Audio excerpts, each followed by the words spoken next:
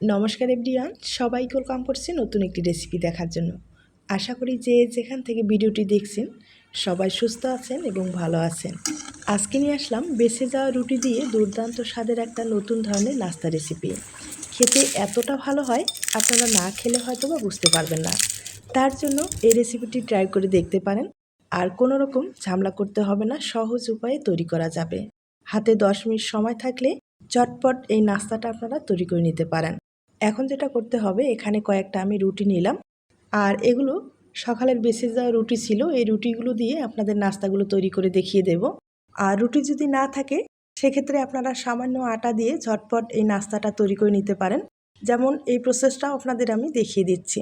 এখানে 100 গ্রাম আটা ব্যবহার করলাম, আটার পরিবর্তে ময়দা থাকলেও ব্যবহার করতে পারেন। আর সামান্য একটু লবণ অ্যাড করে দিয়ে খুব ভালোভাবে মিশিয়ে নিলাম। এবার নর্মাল জল দিয়ে একটা ডো তৈরি করে নিতে হবে। এখানে বাড়তি কোনো তেল, বাটার, ঘি এগুলো ব্যবহার করার দরকার নেই। শুধু সামান্য একটু লবণ এবং জল দিয়ে ডোটা তৈরি করলেই কিন্তু হয়ে যাবে। তবে ডোটা ভালোভাবে মথে নিতে হবে, একবারে সফট একটা ডো তৈরি করে নিতে হবে। আমি ডোটা তৈরি করে নিলাম, আর দ্বিতীয়বার কোনো রকম মথে নেওয়ার দরকার নেই। এখন এই ডোটা আমি 5 মিনিটের মতো একটু রেস্টে রেখে দিলাম। আর এর ফাঁকে যেটা করতে হবে, নাস্তার জন্য পুরটা রেডি করতে হবে। পুর হিসাবে ব্যবহার করব এখানে আলু এবং ডিম দিয়ে। আপনারা আপনাদের পছন্দ মতো কিন্তু পুর ব্যবহার করতে পারেন, তবে আলুর পুরটা একবার খেয়ে দেখবেন, খেতে ভালো লাগবে। কড়াইয়ে 2 টেবিল চামচ তেল ব্যবহার করলাম, আর ফোড়নের জন্য এখানে কালো জিরাটা ব্যবহার করলাম। এরপরে পেঁয়াজ কুচি, রসুন কুচি এবং মরিচ কুচি, আদার কুচি দিয়ে খুব ভালোভাবে একটু নেড়েচেড়ে নিব। এবার এখানে স্বাদ মতো লবণ, হলুদ এবং কিছুটা গুঁড়ো মশলা ব্যবহার করে খুব ভালোভাবে নেড়েচেড়ে নিব।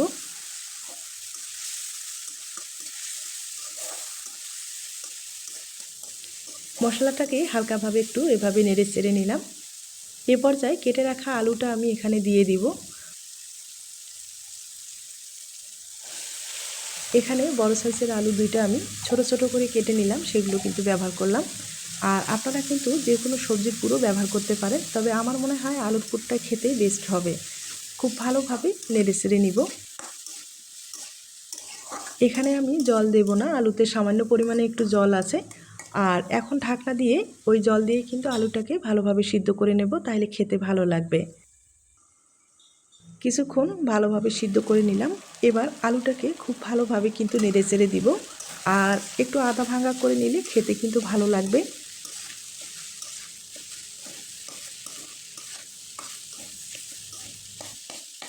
কিছুক্ষণ ভালোভাবে নেড়ে চেড়ে নেওয়ার পরে আমি একটা ডিম ভেঙে দেব। আপনারা চাইলে ডিমটা কিন্তু আগে থেকেই ভেজেও ব্যবহার করতে পারেন, তবে এইভাবে ডিমটা দেওয়ার পরে আমি খুব ভালোভাবে নেড়ে চেড়ে নিব।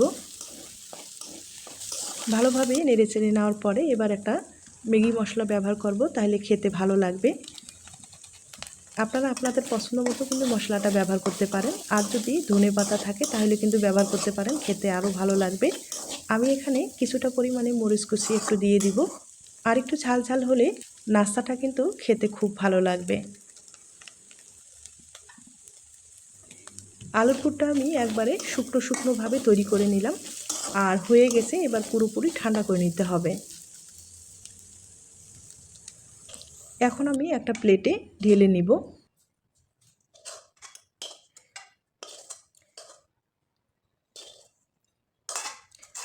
আলুর পুরটা পুরোপুরি ঠান্ডা করে নিতে হবে, এরপরে কিন্তু নাস্তাতে ব্যবহার করতে হবে। এদিকে ডোটাও সেট হয়ে গেছে। এবার ডোটাকে একটু লম্বা লম্বি করে তৈরি করে নেব, আর পিস পিস করে কেটে নিতে হবে।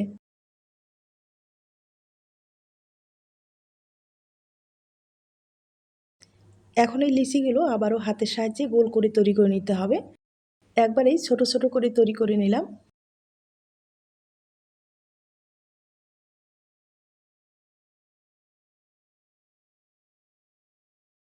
আমি সবগুলোই গোল করে তৈরি করার পরে আবারও কিন্তু পাত্রে তুলে রেখে দিব, আর বাকি যেটা থাকবে সেটা আমি এখন বেলে আপনাদের দেখিয়ে দিচ্ছি।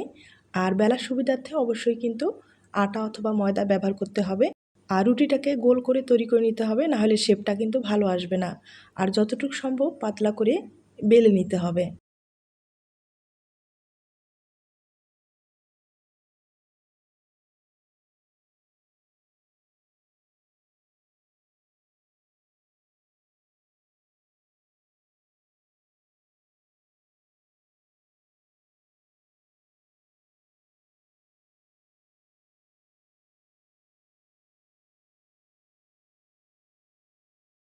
রুটিটা আমি একবারে পাতলা করে বেলে নিলাম আর অনেক বড় করে বেলে নিলাম, দেখতেই পারছেন।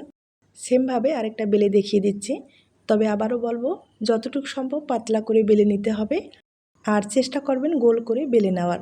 গোল করে বেলে নিলে শেপটা খুব ভালো আসবে।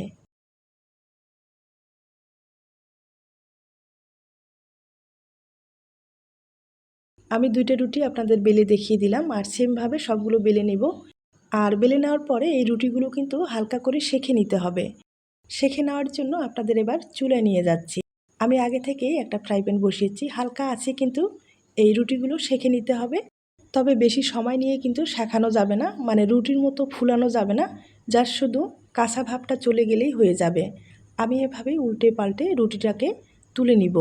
অবশ্যই আবারও বলছি, রুটিটা যেন কোনোভাবে ফুলে না ওঠে সেদিকে লক্ষ্য রাখতে হবে।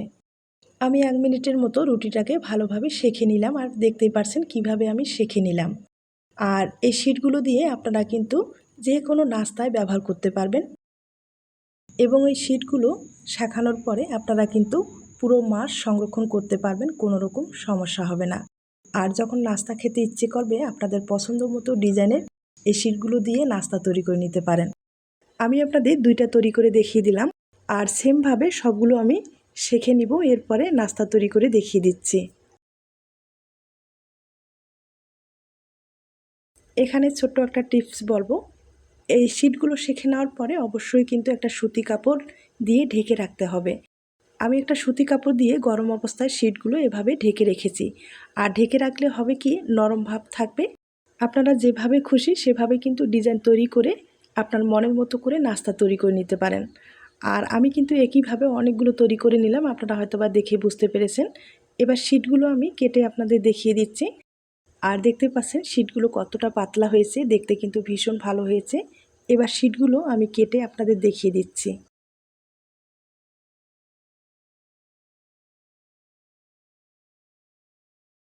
আমি একসাথেই কয়েকটা কেটে নিব আর সমানভাবে কিন্তু কেটে নিতে হবে, আঁকাবাঁকা করলে নাস্তাটাও আঁকাবাঁকা হতে পারে।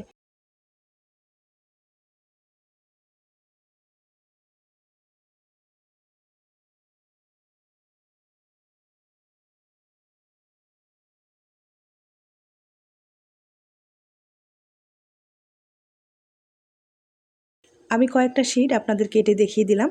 আর এখন যেটা করতে হবে, সামান্য একটু এখানে আটার পেস্ট তৈরি করে নেব। আটা অথবা ময়দা যে কোনো একটা ব্যবহার করতে হবে। সামান্য জল দিয়ে এখন খুব ভালোভাবে পেস্টটা তৈরি করে নেব।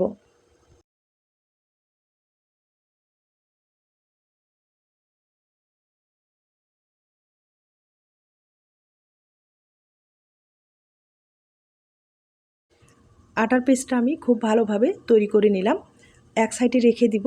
আবারও একটা বাটি ব্যবহার করে এবার কিন্তু কিছুটা পরিমাণে বেডগ্রাম ব্যবহার করতে হবে।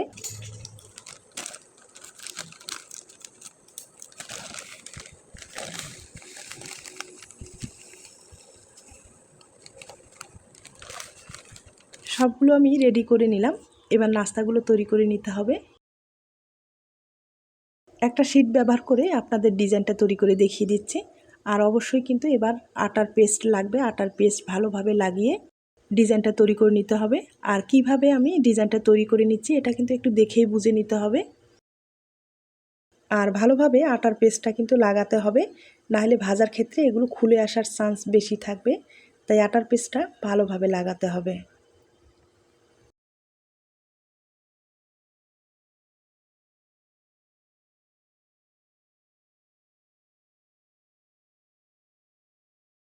দেখতেই পেলেন আমি কিন্তু একটা তৈরি করে নিলাম আর দেখতে কতটা সুন্দর হয়েছে। তবে হ্যাঁ, আঁকাবাঁকা হলে একটা সিজার দিয়ে কিন্তু আপনারা কেটে নিতে পারেন। সেমভাবে আরেকটা তৈরি করে দেখিয়ে দিচ্ছি।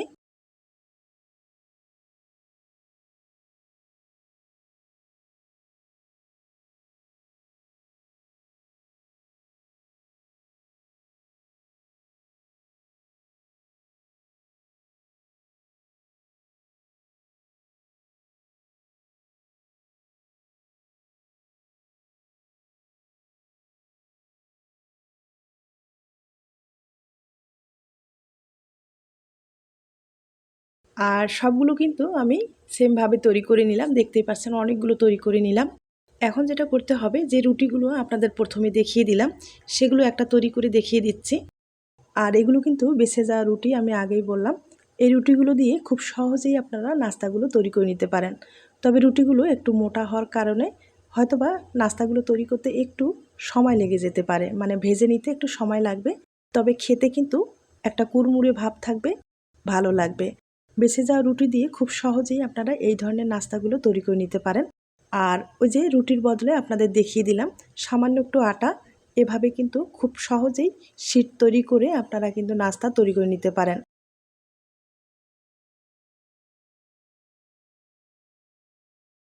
আমি বেঁচে যাওয়া রুটি দিয়েও দুইটা তৈরি করে দেখিয়ে দিলাম। তবে এখন পুর ব্যবহার করতে হবে, কিভাবে পুরটা ব্যবহার করব সেটাও দেখিয়ে দিচ্ছি। আলুর পুরটা আমি মাঝখানে এভাবে ঢুকিয়ে দিলাম, তবে চাপ দিয়ে ভালোভাবে ঢুকাতে হবে যাতে ভাজার ক্ষেত্রে খুলে না আসে। আর এখানে আমি আলুর ডিমের পুর ব্যবহার করলাম। আপনারা চাইলে শুধু একটা ডিম দিয়েও এবং পেঁয়াজ দিয়ে তৈরি করে পুরটা ব্যবহার করতে পারেন, মানে কোনো রকম ঝামেলা করতে হবে না।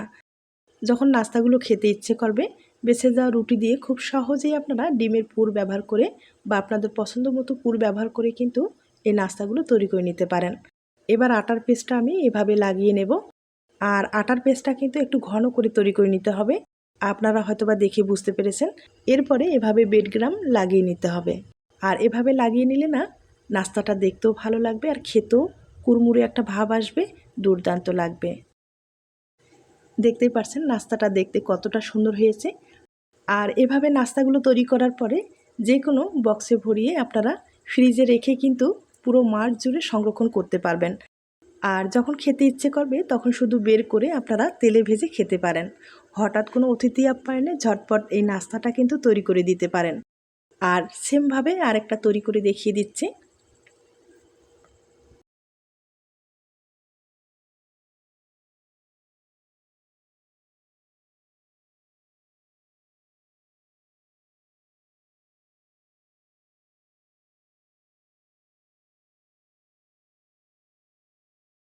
আমি আপনাদের দুইটা তৈরি করে দেখিয়ে দিলাম।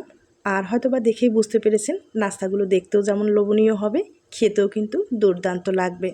সেমভাবে সবগুলো আমি তৈরি করে নেব, এরপরে একবার দেখিয়ে দিচ্ছি।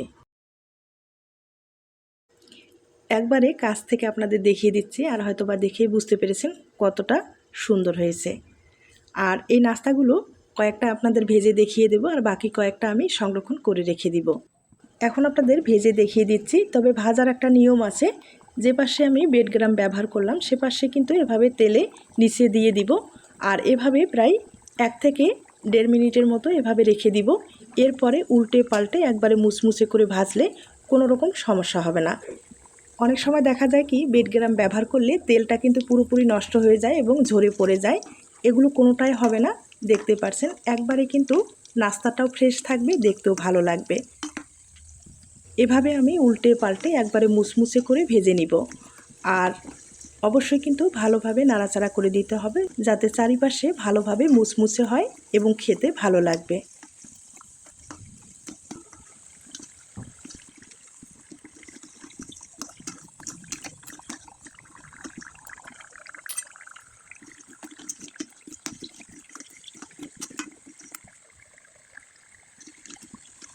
নাস্তাগুলো আমি একটু সময় নিয়ে একবারে মুচমুচে করে ভেজে নিলাম। আর দেখতেই পাচ্ছেন কালারটাও কিন্তু ভালো এসেছে। এবার তুলে আপনাদের পরিবেশন করে দেখিয়ে দিচ্ছি। তার আগে ছোট্ট একটা রিকোয়েস্ট থাকবে, রেসিপিটি যদি আপনাদের ভালো লেগে থাকে বা আপনার কোনো উপকারে আসতে পারে তাহলে কিন্তু একটা লাইক দিতে পারেন। আর এবার আপনাদের ভেঙে দেখিয়ে দিচ্ছি।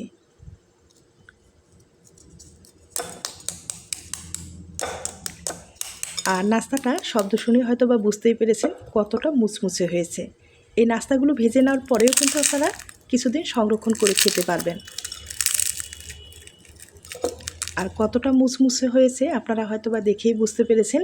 সেমভাবে আরেকটা ভেঙে দেখিয়ে দিচ্ছি।